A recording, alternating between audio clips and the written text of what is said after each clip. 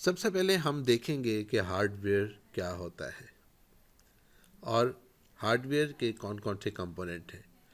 हमने पिछले सबक में पढ़ लिया था कि हार्डवेयर वो चीज़ें होती हैं जिनको आप छू सकते हैं, जिनको आप महसूस कर सकते हैं, जिनको आप हाथ लगा सकते हैं। अब हम आज के सबक में देखेंगे कि उनके कंपोनेंट्स क्या क्या हैं। सबसे पहले आप सामने लगी हुई पिक्चर को देखिए कि इसमें मौजूद ये वाला हिस्सा इसकी कवरिंग या कंप्यूटर या इसको केसिंग भी कहा जाता है।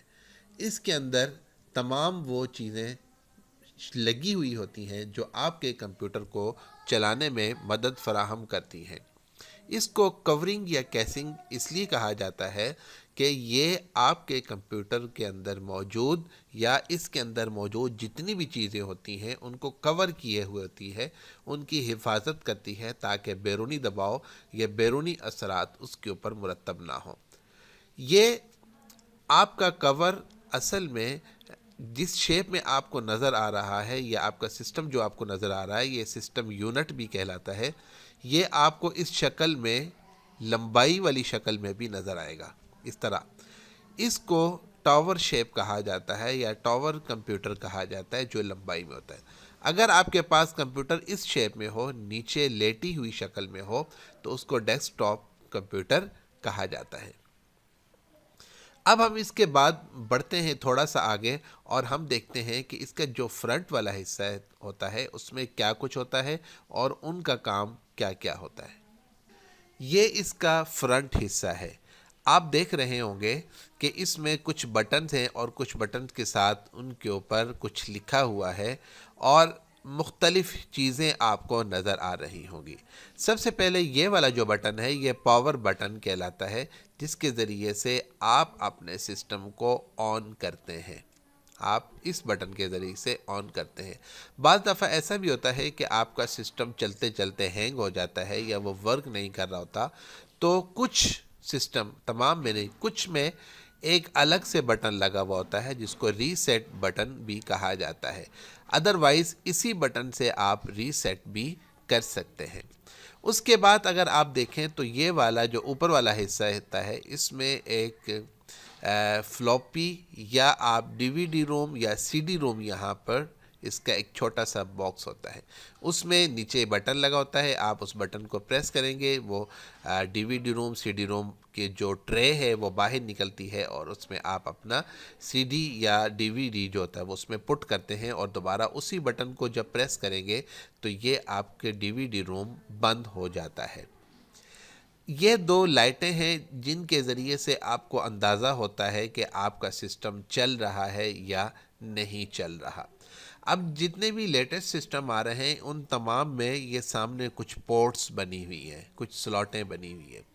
पुराने जो सिस्टम थे उनमें फ्रंट पे बहुत कम है, ज़्यादातर बैक पर ही है। लेकिन ये फ्रंट पर हो या बैक पर हो, ये दोनों में सेम ही वर्क करती हैं। हम यहीं पर इनको डिस्कस कर लेते हैं ताकि बैक पे जब हम जाएंगे तो हम दोबारा इनको डिस्कस नहीं करेंगे। ये फ्रंट पे कुछ पोर्ट्स लगी हुई हैं, इनमें वैसे तो इनके नीचे लिखा हुआ होता है कि ये किस किस काम के लिए, किस मकसद के लिए। इसमें ये दोनों तरफ यूएसबी पोर्ट्स होती हैं। आप इनमें आप अपनी यूएसबी ड्राइव इसमें आप लगाएं और यूएसबी के ज़रिए से आप कोई भी काम कर सकते हैं। यूएसबी के बारे में हम पहले सबक के अंदर डिस्कस कर चुके हैं कि एक हार्ड ड्राइव है जिसको आप स्टोरेज के तौर पर अपने लिए इस्तेमाल करते हैं। इसके बाद दो छोटे छोटे सुराख होते हैं, यहाँ पर बने हुए हैं, छोटे छोटे से होल्स हैं। इनमें एक के अंदर आप माइक्रोफोन और एक में स्पीकर के लिए आप अपनी तार इस्तेमाल कर सकते हैं। ये तमाम चीज़ें आपको बैग पर भी यही नज़र आएंगी। ये जो पोर्ट्स हैं छोटी छोटी, ये आपको बैग पर भी नज़र आएंगे। अब हम थोड़ा सा और आगे बढ़ते हैं और देखते हैं कि इस केसिंग के अंदर क्या कुछ होता है। ये तो फ्रंट केसिंग है, इसके अंदर क्या कुछ होता है और अंदर जो चीज़ें होती हैं वो किस किस मकसद के लिए इस्तेमाल होती हैं। जब आप केसिंग ओपन कर लेते हैं तो उसमें ये तमाम चीज़ें लगी हुई आपको नज़र आती हैं। सबसे नीचे आपको एक बड़ा सा बोर्ड नज़र आता है। ये बड़ा बोर्ड मदर बोर्ड कहलाता है। मदर बोर्ड का मतलब ये है कि ये एक ऐसा बोर्ड है जो आपके कंप्यूटर की तमाम चीज़ों को अपने साथ जोड़े रखता है और इसके ज़रिए से ही उन तमाम बोर्ड्स की तमाम चीज़ों को हिदायत मिलती रहती हैं जो जो इसके साथ मिली हुई होती हैं। इस बोर्ड्स के अंदर दो तीन चीज़ें बहुत अहम है। सबसे पहली चीज़ ये है कि आपको ऊपर एक छोटा सा बॉक्स नज़र आता है बना हुआ, उससे बहुत सारी तारें निकल रही होती है। ये पावर सप्लाई कहलाता है। वो इस शेप में एक बॉक्स सा बना हुआ होता है जिसमें से ये तारें निकल रही होती हैं। इनको पावर केबल्स भी कहते हैं और इस पूरे बॉक्स को पावर सप्लायर बॉक्स भी कहते हैं। इस पावर बॉक्स सप्लाई के साथ आप देखेंगे कि उसके बिल्कुल साथ एक और बॉक्स होता है। वो बॉक्स क्या कहलाता है? वो बॉक्स असल में हार्ड ड्राइव कहलाती है। हार्ड ड्राइव का मतलब ये है कि जिसके अंदर आकर आपके सिस्टम की तमाम चीज़ें महफूज हो जाती हैं। ये एक तरीके से आपका स्टोरेज डिवाइस भी कहलाती है। इसके साथ आप देखेंगे तो एक छोटा सा बॉक्स और भी होता है जिसको हम डीवीडी रोम या सीडी रोम का बॉक्स भी कहते हैं, जिसको हमने फ्रंट वाले हिस्से में डिस्कस किया था। उसके बाद आप देखते हैं कि यहाँ पर ये जो चीज़ है, यहाँ पर एक छोटा सा बॉक्स बना हुआ होता है, इसमें सिर्फ़ और सिर्फ लाइट होती है। इसी तरह का एक बॉक्स आप यहाँ पर आएंगे तो ऊपर एक बॉक्स बना हुआ है, इसके ऊपर एक छोटा सा फ़ैन भी लगा होता है। ये फ़ैन के नीचे इस तरह की एक छोटी सी चिप होती है। ये चिप इसकी प्रोसेसर कहलाती है। प्रोसेसर का मतलब ये इसका दिमाग है। अगर ये प्रोसेसर अच्छे वाला होगा तो आपका सिस्टम अच्छा काम करता है, स्पीड देता है, और अगर ये थोड़ा सा स्लो हो या हल्के वर्जन का हो तो फिर ये इतना अच्छा काम नहीं करता। तमाम हिदायत इसी के ज़रिए से आपको पूरे सिस्टम में मुंतकिल हो रही होती हैं। ये वाली जो चीज़ें हैं, ये जो आपको लंबी लंबी नज़र आ रही हैं, ये मुख्तलिफ़ स्लॉटें या मुख्तलिफ़ पोर्ट्स कहलाती हैं।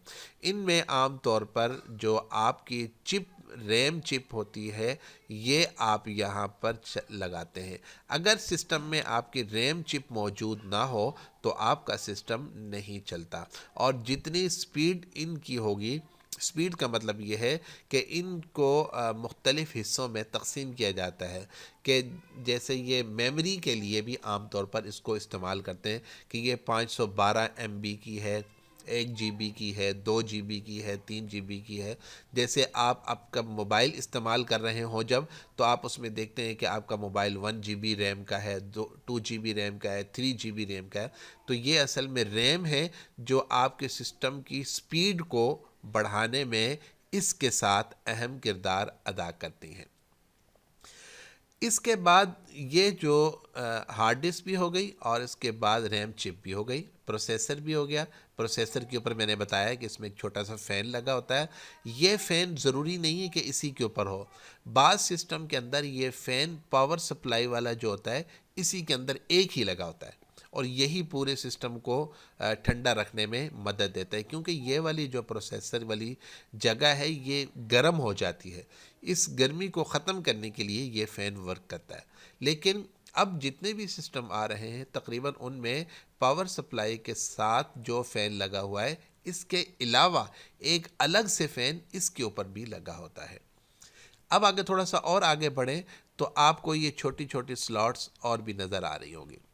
अब ये छोटी छोटी स्लॉट्स का क्या काम है? आपने देखा होगा कि आप अपने सिस्टम से बाद दफ़ा कोई चीज़ सुनते भी हैं।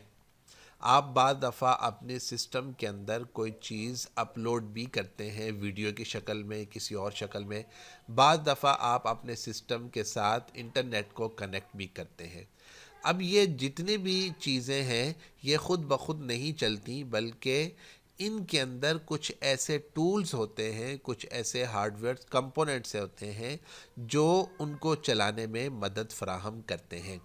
ये टूल्स कनेक्टर कहलाते हैं। कनेक्टर उनको कहा जाता है।